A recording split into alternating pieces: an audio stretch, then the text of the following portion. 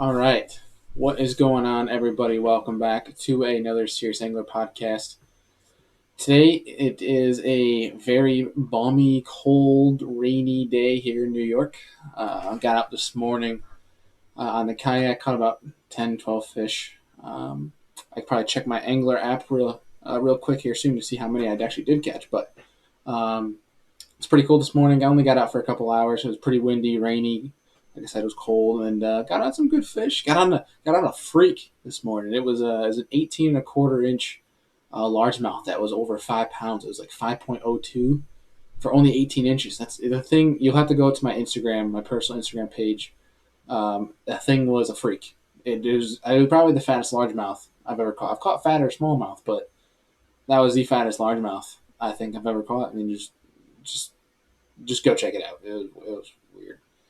But we're nearing the end of April. Our month longs through Tourney X that I compete in are coming to an end. I think I'm sitting in third for New York right now.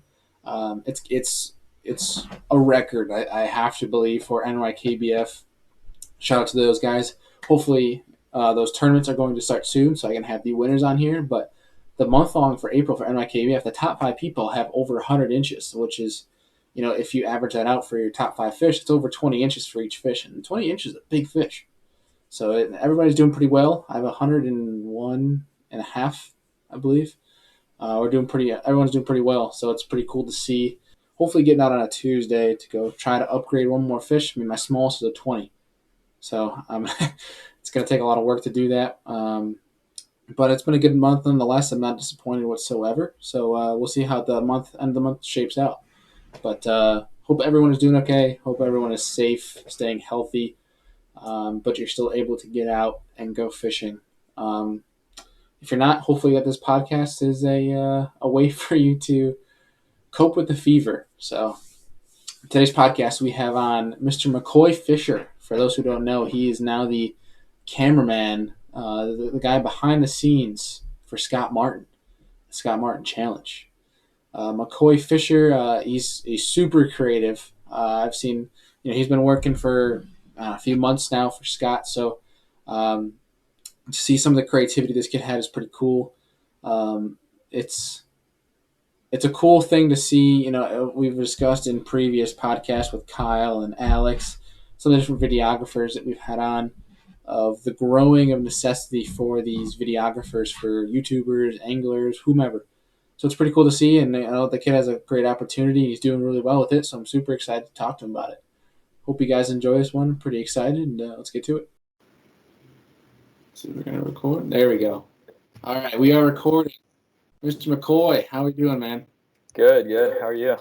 Doing all right. Probably not as good as you are in sunny Florida, but we're doing okay up here in New York. Yeah, not too sunny today. It was thunderstorms all day. Oh, jeez. All day? Usually, Yeah. I never heard of thunderstorms all day unless it's a hurricane in Florida. I've heard of 30-minute thunderstorms, but not all day. Yeah, I don't know. It's been all day. It's crazy. But Are you from Florida, or do you move down there? I moved down here for this job. I'm originally from Pennsylvania, so Pennsylvania. Okay, so you're a we'll northern differ. guy. Oh Okay. yeah. Before we get into it, how's the adjustment been getting down and living in Florida? It's been good. I mean, I've lived in Florida. I lived in Florida last year for 9 months, and then I moved back down. Or I moved back up to Pennsylvania, and then I moved back down to Florida for this job. Nice. So I've been So back and forth. 9 months, is that what, college or something? No, I just kind of moved down here and worked at Target. Just wanted to try and get to the fishing industry. Met a lot of people and made some connections. So I'd say you're doing pretty well. yeah. Now it all paid off, I guess. Yeah. Awesome. So before we get into everything and we start talking about a whole bunch of stuff, for people listening and watching, tell them a little bit about yourself, and then how you got into fishing, who got you into it, that whole deal. Well, I guess first off, my name is Macoy Fisher. Yes, my last name is Fisher. I get a lot of comments about that it fits perfectly. But I got into fishing I've always fished. My grandpa had a private lake sort of deal, and we'd just go out and catch bluegills and stuff. And I actually put them in like a little one of those little kiddie pools. I love to put them in there and just look at them and stuff. I've always been fascinated with fish just in general, but I didn't really get into bass fishing like super seriously until I was probably 14 or 15. Okay. I had a buddy, his name's Sean. He had bass fished a lot, like with lures and stuff, and he had a beach house, and there was like ponds near where he was staying.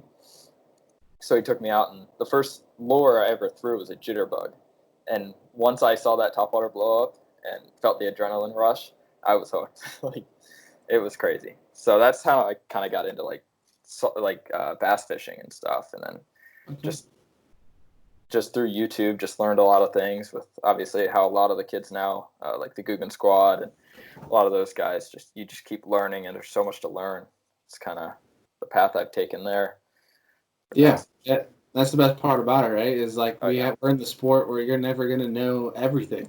yeah, Because times are changing too. So it's just, it's always it's a never ending process, which is why it's not like a certain hobby where you can get into it, know all, be all, and then it's like, well, what do I have left? But now you're fishing, it's like you're never gonna know everything. You're never gonna like be the know all, be all. So that's why yeah. it's like always keeps coming back, which is pretty cool. So Just learn new things every day. Like every day, I'm still learning. Like with what we're doing now, offshore stuff. Like it's crazy. Just that was gonna be one of my can never know enough. questions. Yeah, that's gonna be one of my questions. I mean, for people who don't know, you're now the guy behind the scenes for Scott Martin and his YouTube game. So I'm sure you do some social media stuff, and we'll get into that in a little bit. But Scott's into freshwater and saltwater. I mean, did you have any other avenues of fishing that you enjoyed besides just bass fishing? Um, I mean, saltwater. I got into that a little bit with, again, my buddy Sean. His grandpa kind of introduced me to offshore fishing. Um, didn't really do a ton of it, but Hmm. up in Delaware, I mean, there's not much saltwater fishing. That's great, but his grandpa actually took me to the Keys, and that's where I really fell in love with saltwater fishing. But still living in Pennsylvania, you don't get enough of it. So, and fly fishing obviously is a big thing up in Pennsylvania for trout. But I wasn't that great at it. I'm still Yeah. trying. I'm just starting. I just bought a 9 weight for like inshore kind of stuff. So I'm gonna try and get into more of like the saltwater scene for fly fishing. There you go. So Yeah. yeah, So what part of Pennsylvania? I'm assuming because you talk about Maryland, you're probably from the eastern side of Pennsylvania then.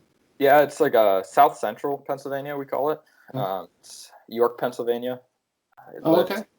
a little small town just right outside of York, and we're like 20 miles from the border of Maryland, and probably an hour and a half to Philadelphia, about 4 hours to Pittsburgh. Okay. So Might be a dumb question, but is York College in York, Pennsylvania? yes, it is. Okay. Yeah. Yep, yep. We're about like an hour south of like Hershey. That's something I always kind Okay. of relate Yep. to. People know what Yep. Hershey is.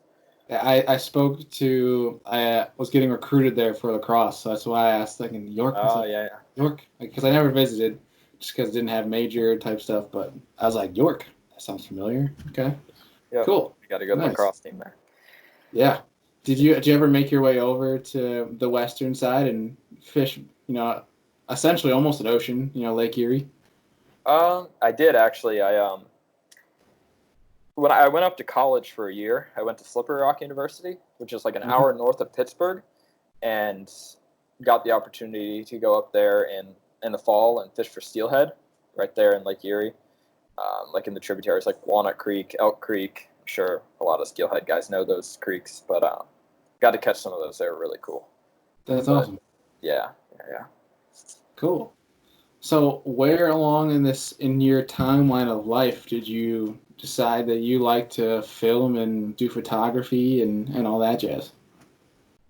And it's probably about 3 or 4 years ago. I kind of started to do my own thing with like YouTube, like doing my own YouTube channel and stuff. And but then I kind of realized over the past year and a half, 2 years, like I really like being behind the camera more. I've always been kind of creative that way, and I Hmm. just like I I don't know if I have the personality to be in front of the camera. I just like having control of everything behind it.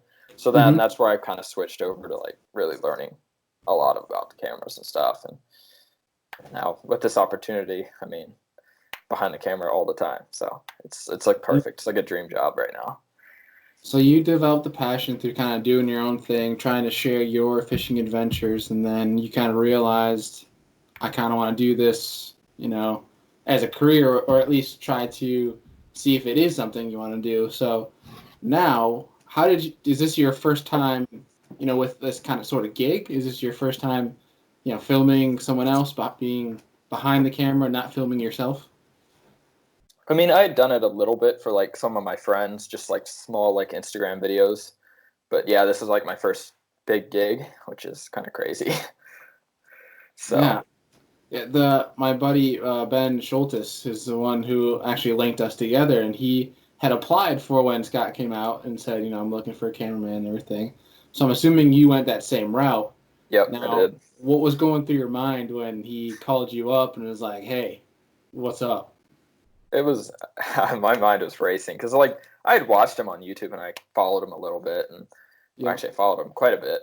It was kind of crazy, like when he actually reached out to me. I was like kind of fanboy a little bit, but I was actually, it's a funny story how I got like that post when he posted about like needing a full-time cameraman. I was in the middle of a New York City subway, and I like sat down on the subway and just wrote this email, like this application email. And I find like I get off the subway and I find myself like at the far end of Manhattan because I just stayed on for so long trying to write this Oh my email. gosh. So I was basically lost in New York City. It was fun. But yeah. That's hilarious.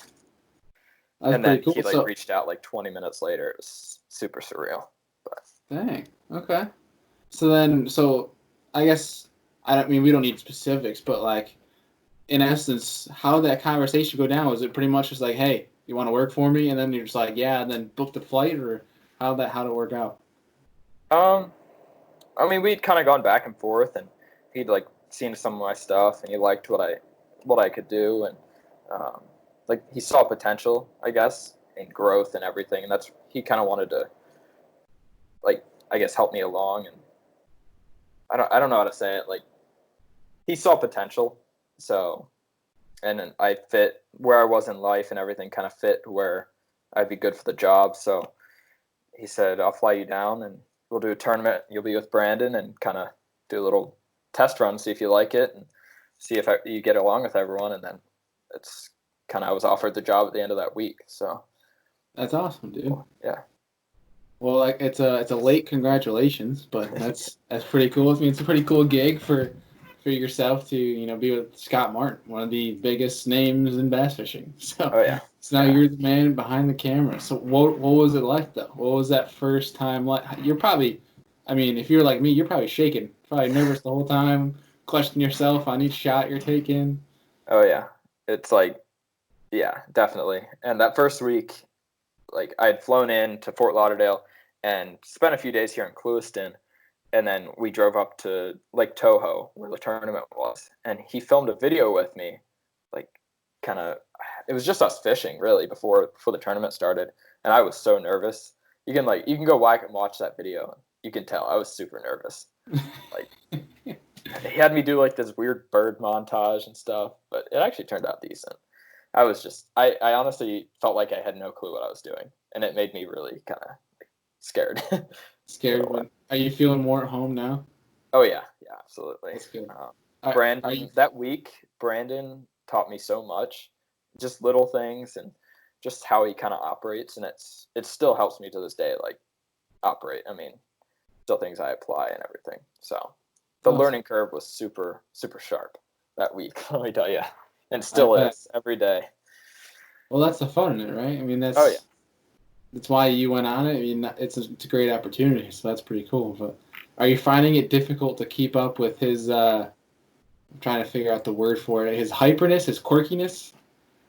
Yeah, sometimes it's hard, but it gives a really cool element to the videos. I think just the way his personality, he has a really good personality for on camera, and just he's a great guy in general. It's not like he's not a different guy off camera. So, Yeah, so sometimes it it gets seems hard. like that. Yeah, He always like he wants to and his film something. dad made for TV. Oh yeah, definitely. That's funny. Uh, so I'm trying to remember. What was the classic like for you? Because I was working the Douglas booth when you guys went to P Line. And I remember sitting there. I was talking to Billy because Billy was standing there. No one was talking to him or anything.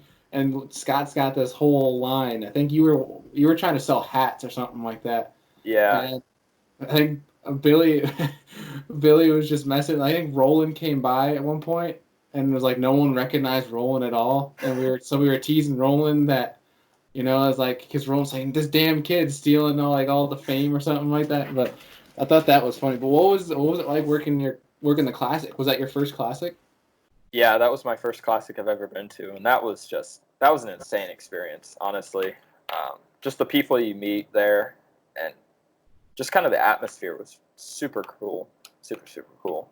Um, like, it's a funny story that really wasn't documented too well in like the travel vlog to the classic, but we took a flight from Fort Lauderdale to Atlanta, and then we had a little connection from Atlanta to Birmingham, and we're like walking down the runway to get on the plane to go to Birmingham. And back behind us, someone goes, "Hey Scott, it's been a while." And we look back and it's Mike from the Guggen Squad. So it's like kind of a catch up. And then we walk in to the plane and they're sitting in first class as Bill Dance. So that's when it really got real for me. Like, wow, there's going to be a lot of cool people here at the classic. And Yeah. there definitely was. It was crazy. Did you find it hard to prioritize your filming and I guess your work while also trying to take everything in at the same time, being your first time at the classic? Yeah, definitely. Um, I feel like I didn't film enough, but at the same time, it was kind of hard to film that the whole experience because it was so hectic. Like, there's so much going on. There were so many people always around Scott, especially at the APCO booth. That one was really, really like tight, and it was just mentally exhausting the whole time. So Yeah. it's kind of hard to I feel like prioritize everything in your mind. yeah, there's so much that you could film that it's like hard to choose what should you film because then you got to go back through and then weed out probably what you want to actually put in the video, I'm sure. Oh And yeah, that was gonna be one of my other questions to you is how long because I've had on Alex Blackwell, which I'm sure I don't know if you've worked with him yet, but I'm sure you will because the whole Guggen Squad, Guggen Bates thing. Scott likes to work with them. yeah, Uh, so I've spoken with him. I've spoken with Kyle Vandever, with Brandon Polinick, and the one question I've always been curious to them is how much time do you put in editing? Because they talk about hours and hours and hours, and I'm sure you're right in line with that. yeah, definitely. I mean, I was actually working on an edit right before this that I've been working on for at least like 8 or 10 hours straight, just trying to get it perfect. And um, it depends on the video, really. With us, like, I don't know if you've watched any of like the sit down videos, like the storytelling videos. Those Yeah, are pretty the easy to edit. 2020s. Yeah, the 2020s are really easy to edit. Um, but like the fishing videos, depends what they are. Like offshore videos, that's what actually I'm working on right now. Is like that's super hard for me at least. There's just so much going on, and there's so much you have to weed out and cut out. So that's what takes up the time, and like getting the montages right, the music. The music is actually the hardest thing to find, I think, for the most part, to Yeah, have it fit. So just that kind of flow, I guess, is what you're talking about. yeah. Yeah, and so are you? Here's my question too, and I never asked the other guys this. Um, are you? So do you watch every like second by second of the film that you had, or do you skim through any of it? Because myself, I mean, I have a small YouTube channel, very small, and I skim through a lot of my videos unless I see like a fish caught, and I forget so many things. Like I'll turn around and talk to the camera about like a certain thing of what I'm doing, and I'll skim through it and not even think about it, and I'll post a video and be like, oh crap, I talked about that. Why didn't I put that in there? Just because I just want to get it out there, type of thing. Do Yeah. you skim it all, or do you literally watch every single second of what you filmed? Um, I mean, there's a lot of like dead footage that we call it, and one thing that Brandon got me in the habit of, and Scott has too, is we almost literally edit it while we're filming it.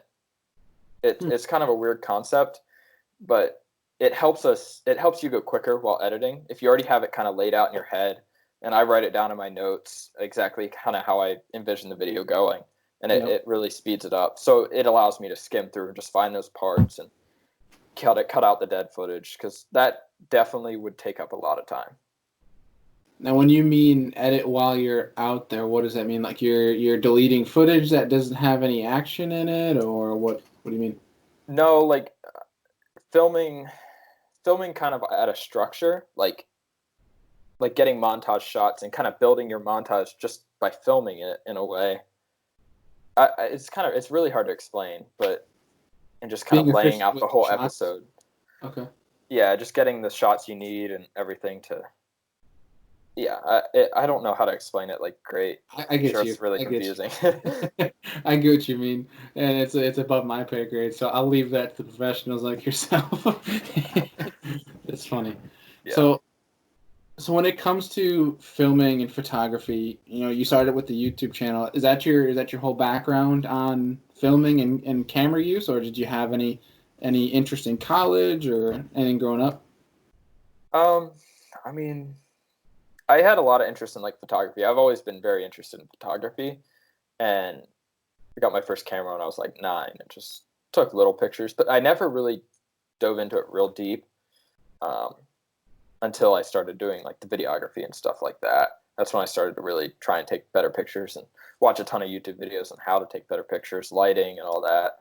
I'm still learning to this day about lighting and everything. There's so much to learn, Yeah, yeah, but 100%. It's all like that little technical stuff. Like I'll tell you, when I had Alex on here, and I was talking about different cameras, and he went into, I didn't ask him, but he went into about lenses, and I was mind blown on what he was talking about, for the simple fact that it was like rocket science, and I think he was speaking another language because I understood none of what he was saying. But the fact of like listening to him talk about it, it's just like you're blown. Like I don't know how you remember these it blows my mind. Like I know how to take a GoPro, press record, and then stop it, and then that's probably as far as my camera usage goes. Like yeah, there's it's just it's incredible. it's like muscle memory in a way, but it's not muscle memory, obviously. It's just like you do it so much, it becomes a habit, and you just remember it in a way. I feel like that's kind of where he's coming from with all that. Like Well, you it makes just sense. I mean, that's your see something. job, right? In essence, that's what you're gonna remember. Yeah, Yeah, makes sense. exactly. So I'm curious. When you're on the water, do you have? And I asked Kyle this question. And he just like completely told me bluntly, he goes, I just wing it. I don't have a plan until I get there. Do you have a set out plan of what kind of shots you want to get and certain places that you're going with Scott and the team before you get there? Or do you kind of just show up and you're like, oh, okay, this would be a cool shot. Let's do this. Um, Again, it all depends on like the video. Um, Sometimes we just totally wing videos, like, and we just kind of wing it really, just get whatever shots we think would look good or just some creative stuff.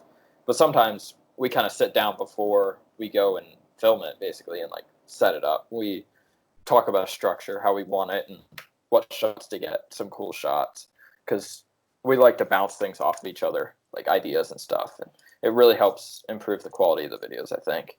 But yeah, again, to answer your question, it really depends whether like it's like a small video or it's like a really thought out like trip or something like that. Yeah, like if you're going on, like you said, a trip or there's a tournament coming up, so then you're probably going to plan certain things out. But if it's like a travel vlog or it's just a hey, let's go fishing tomorrow type of stuff, then you're probably just gonna go by the minute, Yeah, by the edge exactly. of your seat, and yeah, But even for those, most of the time Scott's really good about like he always has a structure in his mind of how he wants the video. But then anything could happen and it could get thrown for a loop and then it all changes, which is really kind of crazy. But I think it's cool for you because you got to learn from Brandon.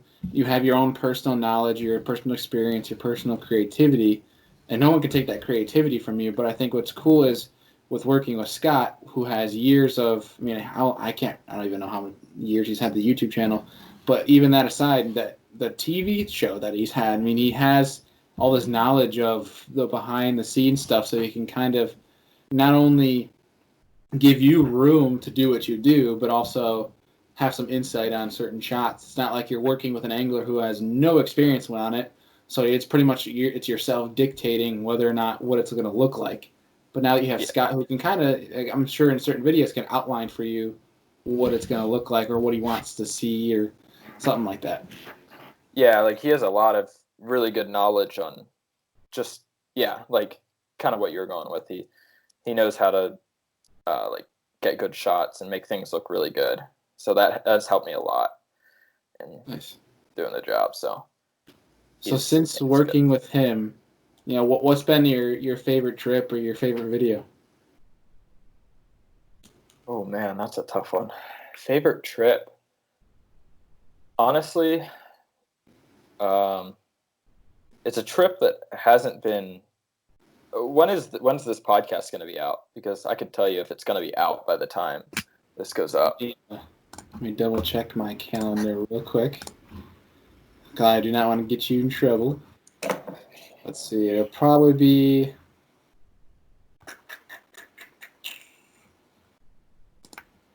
this Friday. Okay. Yeah, I mean, it'll be up before. Yeah, it would be good. So there's actually two trips that I have in mind. The video I'm editing right now I don't know if we're doing it as a 2-part mini-series or like 2 different separate videos, but we're calling it The Journey. It's where we take the boat from Sarasota to Isla Morada and basically fish along the way. It's just kind of getting the boat down to his house down in Isla Morada. And it was a really, really cool trip. A lot of fish, a lot of big fish caught, stuff like that. But then the second one, we just actually filmed a few days ago. And actually, I don't know if you know Mac Hoover, Fishin' Mac Man on Instagram. Mm-hmm. He does work for Scott, and he edits all of Hillary's videos and everything. So he's actually over at Scott's house right now editing this video. But it's where we went out on the Freeman and we caught the record for sailfish caught in one day down in the Keys. something like that? 76 sailfish. Oh, 76, not 14. 76. Yeah, it was ridiculous. That was an insane trip. Very hectic, but super fun to film. And the way Mac's editing right now, it looks really good. So did you catch any of these? Yeah, I caught 3 sailfish. So that 3 of 76, man. You're slacking.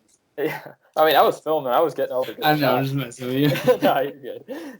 Yeah, that was a insane, just to be a part of that whole experience too, and to document it. That's why I do this, to like document these really cool things. I love storytelling through video, and that's kind of what really drew me to it. It's just telling stories and be able to have people in the future see them. Just almost live it in a way, vicariously in a way. I think that's one of the cool things, especially about content creation, like YouTube, social media, is being able to look back at what you created, or look back at someone's archive and just kind of seeing what's there, what's not only what they've done, but also even seeing progress from back then till now. Like for someone like yourself, you can look at your editing skills or your filming skills, certain shots that you've taken, and you look back, say, months or even a year, and see what you've done, and then you look back and now you're like, okay, I didn't know about those shots back then. You're looking at a video back in the day, and you're like, I should have got that shot. Like I should have done this, should have done that. Or you're just kind of like, oh man, I remember when I could only do this or something like that. Like it's kind of cool to see how you progress and how you advance as whether you're an angler or photographer, film, whatever it may be. I think that's pretty cool. That's what I like about that. Yeah, absolutely. Yeah. I've actually recently looked back at some of my videos that I posted on my personal YouTube channel like a year ago today, and it was just like night and day. Like they were so bad. They had the right idea, but like the shots and everything, just compared to today, what I can shoot, they were really bad. I don't know how Scott hired me off of those. Just cringing at your own stuff. Oh yeah, sure. Yeah. So are you posting to your own personal YouTube page as well still? No, I'm not, and I really don't even promote it because working for Scott, it's kind of it's like competing, and we don't really want that at all. And it's just I just don't have time to even do that. I can't spend the time on that. I need to spend it all on Scott and doing his videos. Makes sense. Yeah. Yeah. Do you ever see that being as something you want to do someday, or kind of continuing it, or do you really like being behind the camera, doing that sort of deal? See, I really like being behind the camera. but I don't know. I've thought about this a lot. I don't really know exactly where I want to take this. Mm-hmm. I mean, I'd like to be in front of the camera as well, but I like the control you have behind the camera. So if I could keep making content like that, I'd really love to do that. But the lifestyle I'm living right now I feel like it's not really like a long-term thing. Like once you have like a wife and kids, it's kind of a hard lifestyle to have. Having to like travel all the time and be away from home for 2 weeks at a time and stuff like that. It's not easy.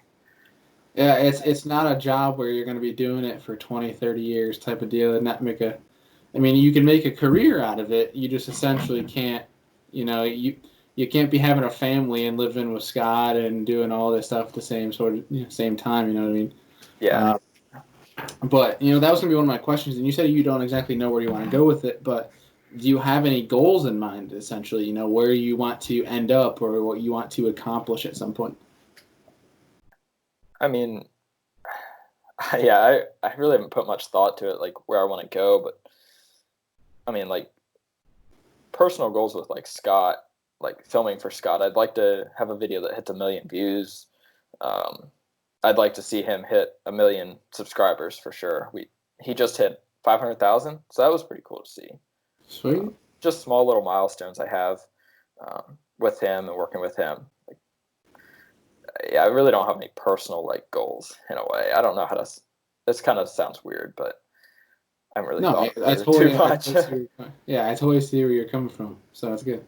Yeah. So when did you realize that you wanted to combine filming and fishing as a career before you'd seen that post from Scott, or did you see that post from Scott and be like, that's something I want to do, and kind of on the spot just applied and kind of went with it? No, I kind of shifted from being like, I want to do this for myself to be like, I want to kind of film for someone else and like do it for someone else in a way. Like probably 5 or 6 months before that, and just I don't know. I kind of made that mindset shift, but I kept doing like the YouTube stuff for myself, and like really was like going hard in it and just learning a lot and doing that, and then pop comes this opportunity and just it felt perfect. The timing of it was just perfect. So It's awesome. yeah. It's pretty sweet. Not many people get to say they work for Scott Martin, so that's pretty cool. Yeah. So it was definitely a big risk to do what I did. My path of getting here. Like I went to college for half a year. I went for 1 semester, and then did online school when I moved to Florida, and then basically dropped out and said I'm not doing this anymore. It just doesn't feel right. I don't think a business degree really would help me with pursuing this passion with fishing and filming. So I guess I had kind of made up my mind back then, because I always knew I loved fishing and filming, and then I ended up moving home from Florida and just working and just keep going. I don't know. It's just the path. Looking back on the path, it's just super risky. Like I wasn't making much money when I was trying to pursue this, and then out of nowhere, I guess the hard work pays off and you get this job. So nice. So when you were down in Florida working at Target, I mean, you said you were trying to make connections and stuff. What were you pretty much doing? Were you just kind of trying to visit people, or what were you doing? I was just trying to I don't know. I mean, I was just filming YouTube videos at that point, just for myself, and just kind of trying to put myself in a position where I'd be around all these people and link up with some cool people. And I actually did the FLW Marshall program just to kind of see what it was like, see what the whole industry was like in that manner. And I actually met Scott there, and it was really cool. But it was just a fan meeting him, and it's cool to look back, like literally a year later, I'm working for him. It's crazy. That is pretty sweet. So now looking forward though, instead of looking back, I mean, I know, like we spoke offline here. I don't want to get you in trouble or anything. So, are there any plans that you have personally, and are there any plans that you're allowed to, I guess, give an announcement or details or what you're excited to look forward to, whatever what that may be? Like personally, I don't really have any plans to go anywhere or anything, but I guess some things I can say with Scott is like the Freeman. We're going to be taking a lot of trips with that when it becomes possible for us, and it's been said publicly. Like he wants to go to the Bahamas, go to like the far reaches of the Bahamas.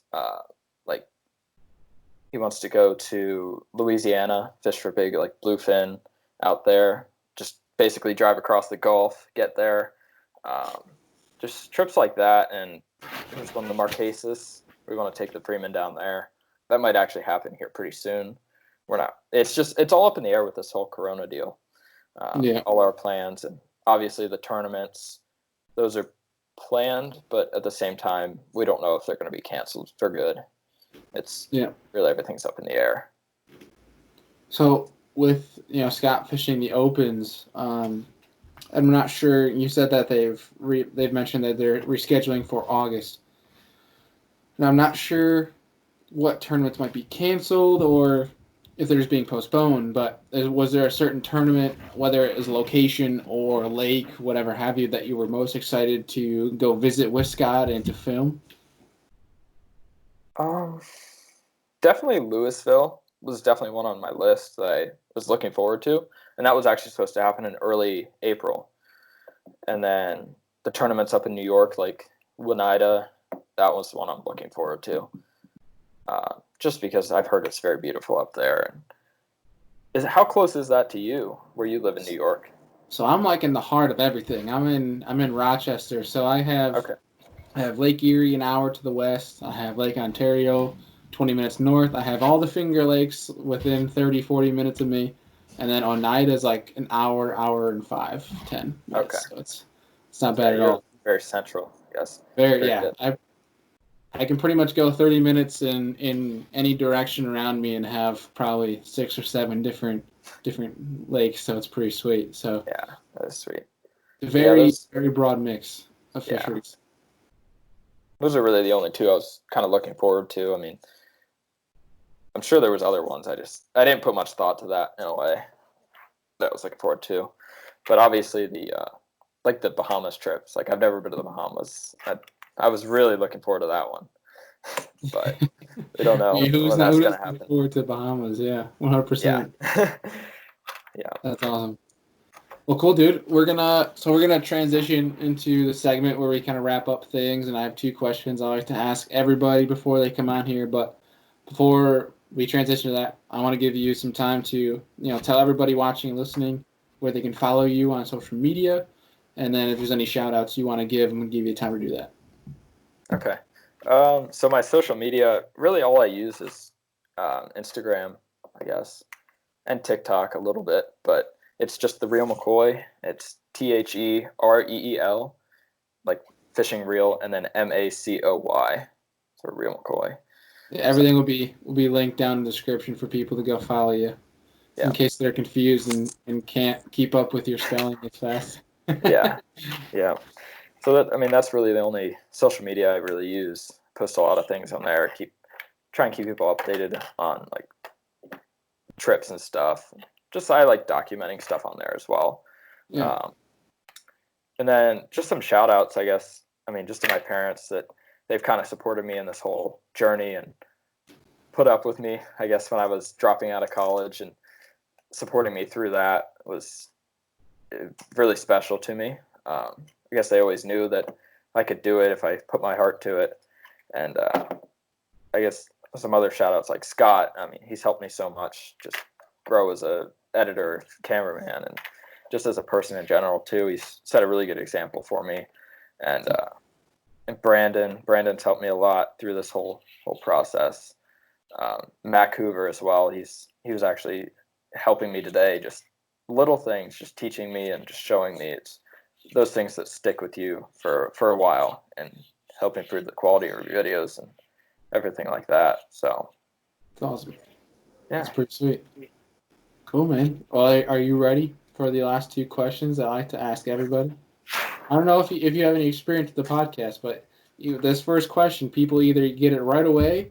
It's not like a right or wrong answer. People either have their answers right away, or it takes them like 2 or 3 minutes to think about it, and then they'll message me afterwards, and I always mention this on the podcast. And they'll message me afterwards and be like, "Oh, damn, I should have said, so and so." So I kind of gave it away there. But first question is, if you were to invite any 3 people to dinner to sit down and pick their brain, who would you invite and why? And it can be past, present, and does not have to be fishing industry if you don't want to. Oh my goodness, that is a hard question. It is. Wow. Man, I don't know. I would definitely I'd love to pick Blackwell's brain. Just it seems to be so much going on there. Just I really want to kind of link up with him and I don't know, just pick his brain. There's a lot of creativity flowing through that brain. Oh, dude, he's crazy. He's yeah. a nutcase. I hope he listens. He's a nutcase. Yeah, I like watching his Instagram lives. They're always entertaining. Oh, and yeah. I get a lot of insight from there too, like just different things. He throws out little nuggets in there. Dude, he's super talented too, so you can learn a lot from him. Yeah. Who else? Man, I don't know. That is really hard. What about like a childhood hero or something? Maybe if you're in sports or something like that. I mean, I was really into hockey, but there you go. Are you a Penguins fan or a Flyers fan? I'm actually a Washington Capitals fan. Oh, even worse. So, even worse, man. Even worse. Are you a Rangers fan? I'm a Penguins fan. Oh, oh my goodness. Yeah. Oh my goodness. That's terrible. The worst part is I'm also an Eagles fan. It's a long story. Really? Yeah, I'm an Eagles fan too, so it's weird. You'd think you I hear you. Actually, that kind of like sparked a thought. Gary Vaynerchuk for sure. I would love to sit down with him and talk to him because I know he's on the narrative of like stick with your city. That's why it kind of sparked. Yeah. Like stick with one city. Don't like mix up your sports teams. I don't know. Whoops. Yeah, exactly. Anyone else? There's one more, I guess. Oh man, who would that be?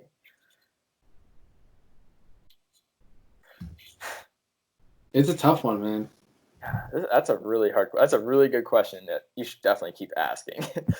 I've asked it from episode 1 until now. You are episode, well, geez, what are you going to be? Probably 73? 73? Yeah, I'll be up until then, yeah. Wow. My mind keeps going to like presidents, like Abe Lincoln, I guess. Abe Lincoln? Okay. Just because I guess he was a really good president. I'm not really political, but I don't know. Just honestly, it'd be interesting to just see what his thoughts are on the State of the Union today. It'd be kind of cool to see. Yeah. Yeah, wouldn't that be interesting to hear like all of the previous presidents' thoughts on what's going on now? Like, yeah, it's kind of interesting. That would be really crazy. Just all the like craziness in the world right now, and so much like hate in politics. I wonder what they would think of it. I'm not too into politics whatsoever because every time I turn the news and look at that jazz, I get depressed, and I don't like look at it whatsoever. Yeah, but it just looks like a middle school with all the drama, but it's whatever. But I like that. I think Abe Lincoln's been mentioned 3-4 times. Nice. Gary V, and Teddy Roosevelt are the most popular for sure. Gotcha. Yeah. Everybody, about a good number of people mention presidents, so that's kind of in line with what a lot of people do. You'll have to reach out to Alex too, just to mention, tell him to listen to this. That we made fun of him a little bit, so yeah. That'd be funny. But okay, that's a good 3. I like that. So last question, this is the one I like to wrap everything up with, is plain and simple, just your favorite fishing memory. Man, hold up. That's going to take me a little bit. I know, it might be tough. Sometimes it's tougher than the first one. Wow.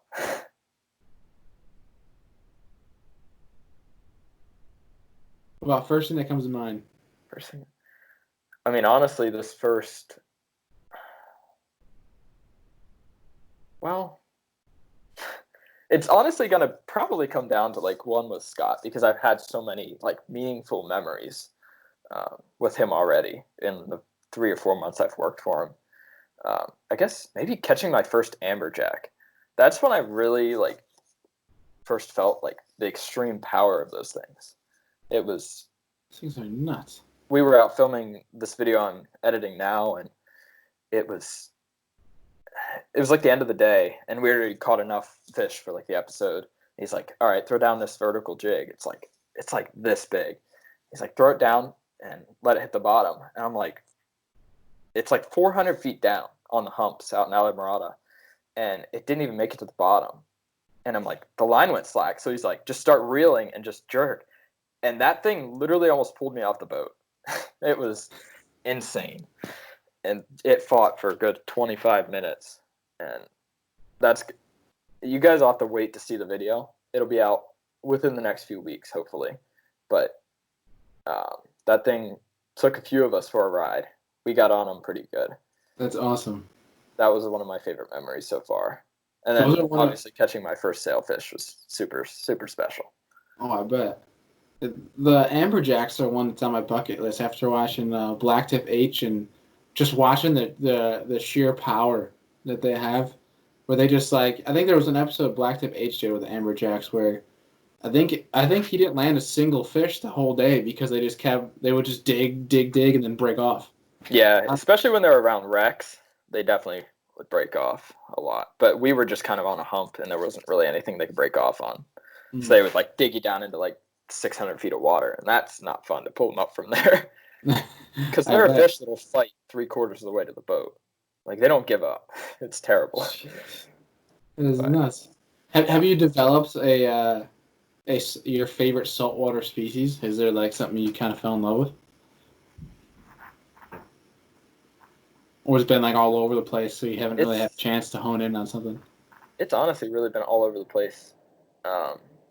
Something I'd love to catch is a tarpon that I've hooked into multiple times and just cannot seem to land one.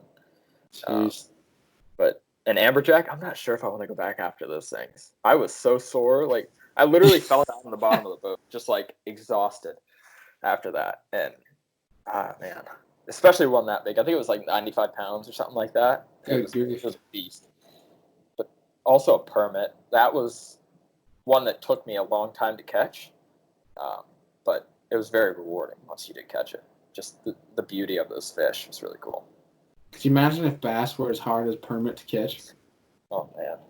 There wouldn't be pro leagues or anything like that. Permit can be hard. 100%. Yeah. Well, all right, man. We're gonna wrap it up there, and I hope to have you back on down the road so we can have can change the questions around on you, have like a favorite memory of working with Scott or something like that. But hopefully the tournaments happen. Hopefully you guys make it up to New York, and if you do, let me know. I can show you some New York honey holes we can get out, do some of that. Yeah. It'd be pretty cool. So absolutely, yeah. Thanks for having me on. Yeah, definitely look forward to being back on here and kind of see like the progression and everything. Really Heck cool. Yeah, man! You're welcome anytime. So I appreciate you taking time out of your night. I know you got some edits to get back to, so don't want to waste too much of your time. So I appreciate you coming on, and looking forward to having you on again. Yep, thank you again. All right, man. Have a good night. All right, you too. See ya. So hope you guys enjoyed that podcast talking to McCoy there. Sounds like he has a lot on his plate, but a lot of amazing opportunities he has with Scott doing, tournament videos, going offshore on this crazy big boat, the Freeman, and doing a whole bunch of stuff. So it sounds like he's having a blast. He's learning a lot, and that's what the most important thing is, whether it's fishing, editing, filming, whatever it may be. He's got a lot of people around him that can teach him different things, and he's got that mental capacity and that creativity where he's going to soak it all in and he's going to run away with it. So it's pretty cool to see what he's doing over there at Scott Martin's challenge and his channel, and his social media. So I'm excited to keep up with that and see what McCoy's doing there. And go follow him on social media. Subscribe to Scott Martin's YouTube channel and follow along on not only what Scott's doing, but to see the different work that McCoy's putting in. So it's pretty sweet. So go follow that. They'll be down in the description below. You can do that. And then if you're not already subscribed to the Egbert Outdoors YouTube channel, please go do that. I would really appreciate it. If you're not watching from YouTube, you can listen on Spotify, on the Anchor app, on Apple Podcasts, the Angler app, pretty much any podcast application out there. You can find the Serious Angler podcast. Thank you guys again for watching and for listening, and we'll see you guys next time.